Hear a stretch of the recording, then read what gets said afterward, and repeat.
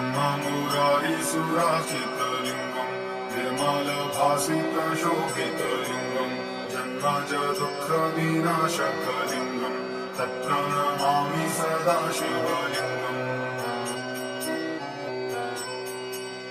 देवमुनिप्रवराजितलिङ्गम् कामब्रह्मकरुणाकरलिङ्गम् रावणदर्पविनाशनलिङ्गम् तत्प्रणमामि सदा शिवलिङ्गम्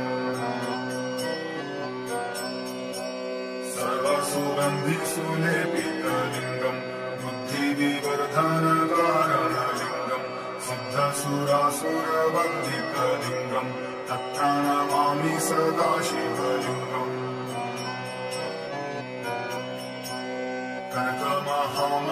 कनकमहामणिभूषितलिङ्गम् हरिपतिवेष्टितशोभितलिङ्गम् दक्षसूर्यज्ञविनाशनलिङ्गम् तत्प्रणमामि सदा शिवलिङ्गम्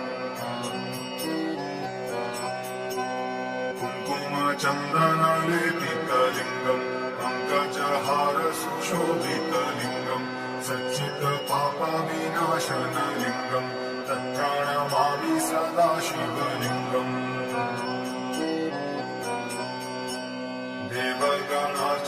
देवगणार्चितसंहृतलिङ्गम् भावैर्भक्तिभिरेव च लिङ्गम् दिनकरकोटिप्रभाकरलिङ्गम् तत्प्रणमामि सदा शिवलिङ्गम्